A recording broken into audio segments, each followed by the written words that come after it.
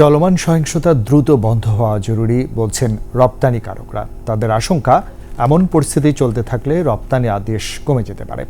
এদিকে সরবরাহ ব্যবস্থা ক্ষতিগ্রস্ত হলে নিত্যপণ্যের দাম বাড়ারও শঙ্কা দেখছেন অর্থনীতিবিদরা। শান্তিপূর্ণ উপায়ে সব সমস্যার সমাধানের তাগিদ দিয়েছেন তারা। তৌহিদুর রহমানের রিপোর্ট।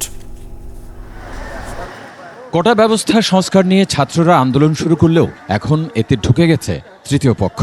কয়েকদিন ধরেই ব্যাহত আভ্যন্তরীণ যোগাযোগ ব্যবস্থা, শিল্পের কাঁচামাল যোগান ও উৎপাদিত পণ্য বন্দরে পাঠানোর ক্ষেত্রে সমস্যা হচ্ছে। পাশাপাশি আর্থিক সেবাও বন্ধ।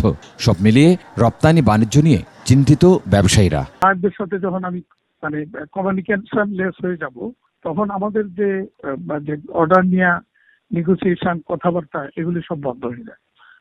এবং তারা যখন আমাকে খুঁজে পাবে না, তখন অর্ডারগুলি অন্য দেশে শিফট হয়ে যাওয়ার সম্ভাবনা থাকে। এটা গেল একটা দিক। দ্বিতীয়ত হলো এই গত কয়েকদিনের সিচুয়েশনে আমাদের ইন্টারনাল যে মুভমেন্ট সেগুলি বন্ধ। ফলে আমার যে উৎপাদনের জন্য যে এখান থেকে ওখান থেকে আমার অ্যাক্সেসরিজ, র মেটেরিয়াল আনতে হয়, সেগুলি আমি কিন্তু আনতে পারিনি। সার্বিক সরবরাহ ব্যবস্থা ঠিক রাখার উপর জোর দিচ্ছেন অর্থনীতিবিদরা। তা না হলে পণ্যমূল্য বৃদ্ধির শঙ্কাও তাদের। সাপ্লাই চেইন পুরো ডিসরাপ্টেড হয়ে যাচ্ছে বহুলাংশে। সাপ্লাই চেইন ডিসরাপ্টেড হলে যেমন কালকে মুরগির দিয়ে 180, 190 করে কিনতে হয়েছে।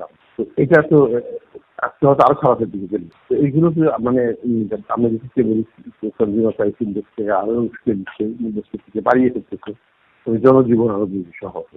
আশু নিষ্পত্তি, এটাই আমাদের প্রধান এবং একমাত্র লক্ষ্য হওয়া উচিত এবং এটা রাজনৈতিকভাবে এটা সলিউশনটা হতে হবে। পরিস্থিতি দ্রুত নিয়ন্ত্রণে আনার বিকল্প দেখছেন না অর্থনীতিবিদ ও ব্যবসায়ীরা। এই পরিস্থিতি যত বেশি লম্বা দীর্ঘায়িত হবে, ততই বেশি অর্থনীতি ক্ষতিগ্রস্ত। অর্থনীতি ক্ষতিগ্রস্ত হবে, জনজীবন ক্ষতিগ্রস্ত হবে, সাধারণ মানুষের জীবনের নিরাপত্তা থাকবে না এবং সবকিছু মিলিয়েই একটা অচল অবস্থা, সার্বিক অচল অবস্থা হবে। অর্থনীতি তার বাইরে কাজে দ্রুত সমাধান হচ্ছে একমাত্র উপায় এবং সেটা রাজনৈতিক সমাধানই দরকার।